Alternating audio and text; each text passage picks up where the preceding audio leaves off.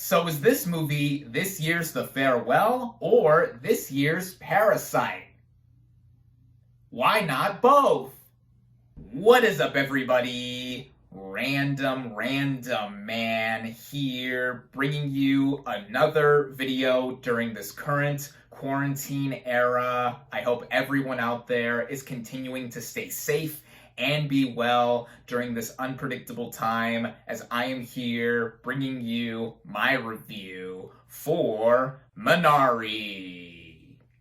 Acting as a semi-autobiographical take on the upbringing of this film's writer-slash-director, the plot of this drama basically follows a Korean-American family who moves to a little Arkansas farm in search of their own American dream, only to have their home completely change with the arrival of their sly, foul-mouthed, but all-loving grandmother, played by Yoon Ye-jun.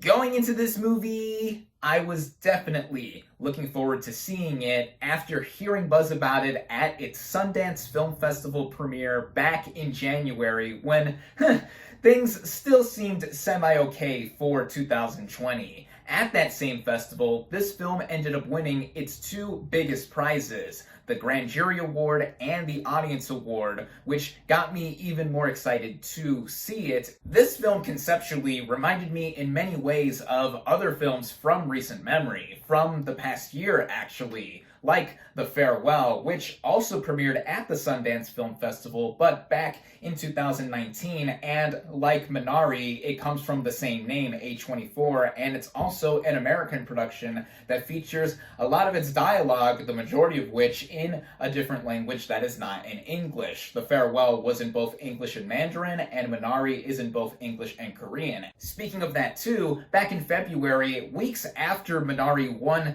its top prizes at Sundance, a little movie called Parasite made Academy Award history by becoming the first South Korean movie to ever be recognized at the Oscars, and also the first non-English language film to ever win the Oscar for Best Picture. This was my absolute favorite movie of 2019, and one of, if not my favorite movie of the past decade in the 2010s. I'm still debating myself on that, but yeah, I just absolutely adore this movie, and I just wanted to see more of the Korean culture that I was so into with that movie, but here in an American setting.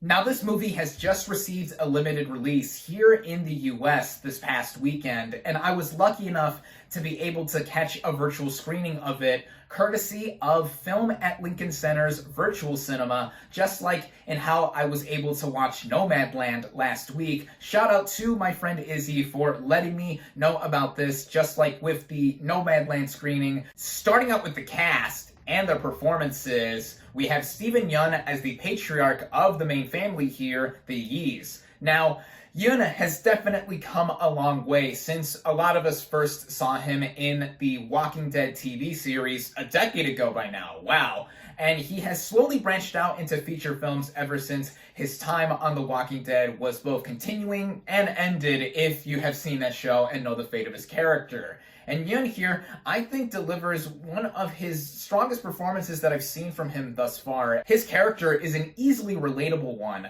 not just for the search for the American dream that is one of the big themes of this film, but also in him trying to prove to his family that he can succeed rather than fail, as he's apparently shown multiple times before the events of this movie even started. That is what makes Yeun's performance, especially for how understated it is throughout, one of the very best I've seen in a movie all year. The same applies also for Han Ye-ri as his wife Monica. Now, she also has a lot of layers to her as well, being someone who has been there for her husband and their kids, and seeing all the attempts that he has done in trying to have their family achieve success here in America. This naturally has a lot of both affection and tension on to these characters together, because she clearly loves her husband and is trying to support him, but there are also times throughout the movie where their relationship becomes somewhat contentious in how they're able to make ends meet or even try to create a happy environment for their kids. In turn, that makes her performance come off as a holistic one, just like Yeun's here, and I very much enjoyed her performance throughout the film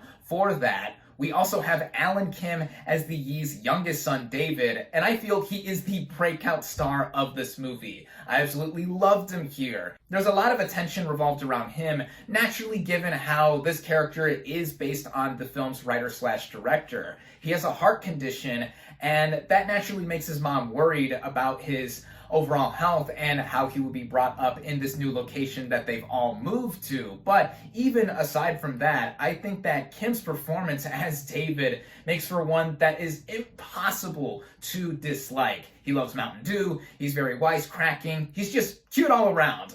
And I also just love the fact that we share the same first name, Alan. For future reference, in case you don't know, that is my real name, and it's spelled the same way too, A-L-A-N. There's also Noelle Kate Cho as the older sister to David and the only daughter of the Yis, and I thought she did very good work here as well. And then there's Yoon Ye-jun as the grandmother who shows up about a quarter of the way into this movie and changes the whole family dynamic. Now, a lot of people are singling out her performance as being the breakout one of this film, just like with Alan Kim here, and I very much agree too. I think she reminded me a lot of how Nai in The Farewell was portrayed, and that's a lot of the reason why I love that movie too, because here she is someone who is very sassy and someone who, according to David's own estimation, is not like a real grandma, and there's a bit of friction between the both of them. But as we see the relationship of theirs unfold and develop across the film,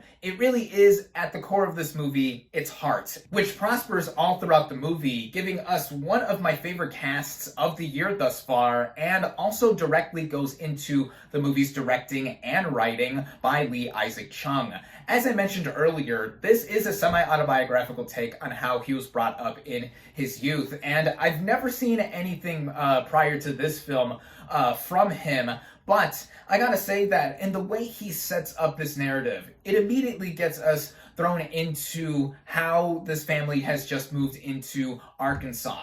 And it gives us the sense that, yes, they are starting brand new, a fresh start, and we see the dynamic between the parents immediately for how they are possibly able to make it. This also makes for the clashing of Korean and American cultures here, like how The Farewell presented the clash of Chinese and American cultures, and it's one of the various reasons why it's one of my favorite movies of 2019. So for similar attributes, I was into Minari as well for how it presented not just the longing of the American dream that the Yis are going after, but also how the Yis are as a family unit. Then when things get turned a little bit upside down a quarter of the way in, when the grandmother is introduced and is living with them, it makes for the main core of the movie to come out too, not just with what I said in the relationship between her and David coming together, but also just seeing all of them trying to work things out despite this unknown situation.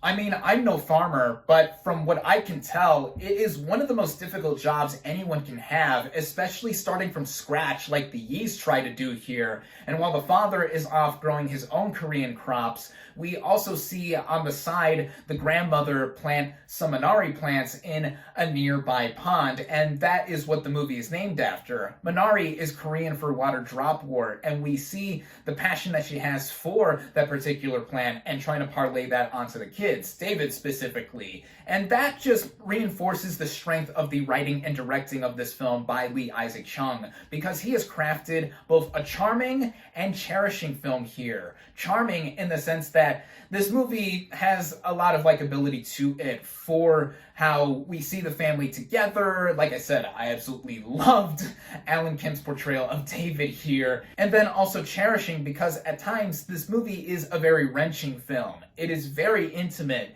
and it reminded me a lot of what I previously saw in Nomadland last week. Just like with Nomadland 2, one of the many reasons I was so engrossed by Minari has to do with its technical merits. Cinematography-wise, this is one of the most stunning movies I've seen all year thus far, even if I was viewing it on my 65-inch HD TV in my living room. This is definitely a movie like Nomadland I would have loved to have seen in a theater if I I could, because it is just that gorgeous. Seeing all of the various landscapes and even just the way it moves around just had me so swept up by it. The way it is strung together with its editing, I think that it is very assured in how scenes transition on. And then, most of all to me, the score by Emil Mosseri. This is, next to Ludwig Göransson's score for Tenet, my favorite of the year for how immediately when it starts up, it got me taken away by the emotion and just all-around beauty that this movie carries in just following a family trying to make it in America. And the way it is used, it does blare up in many, many scenes, but it is never to the point of being overbearing. I think it supplements all of the gorgeousness that we see on screen with the cinematography and how scenes transition in different cuts, all of that. Basically, what I'm saying here on a technical scale, the way it is shot, edited, and sounds with that score specifically just makes for a true aural and visual experience. It all comes together absorbingly at just under 2 hours in length, and I think that the way it is paced all around did have me consistently into it, though I can see some thinking the movie is more of a slower burn, even though I can't see how anyone could be bored with how much beauty this movie exemplifies, just like with what I said in the Nomadland review last week. And also, with the way the movie does end, I will say that it does come out of nowhere. If you've seen the trailer of this film, you may imply what I am hinting at here, but if you haven't seen the trailer for this film at all, don't worry, I won't give anything away. But the way the movie does come together in the last 10 or 15 minutes or so, I can see some people say that it doesn't fit the rest of the movie, or that it just comes out of nowhere and wraps things up a little too cleanly. What I say to that is that the movie, much like how real life is, it doesn't always come together in the most expected of ways. There are aspects that may get in the way or just suddenly show up out of nowhere like this movie shows, and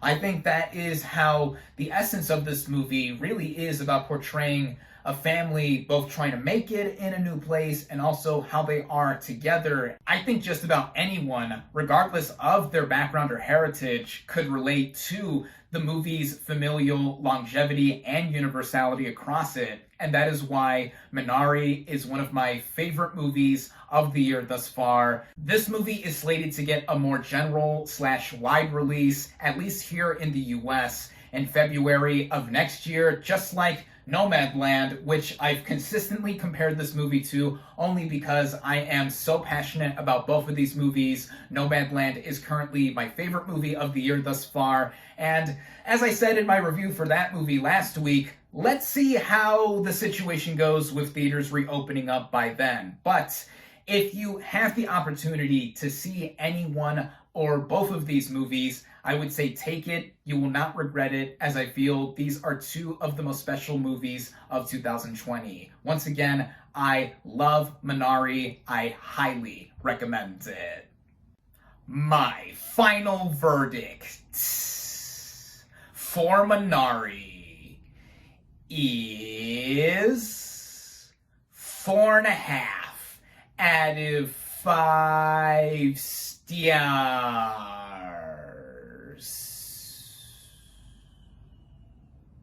Thank you all, as always, for watching. Be sure to like this video, comment on what you thought of Minari, social media links in the description, subscribe to my channel for more, and I'll catch you on the next movie review.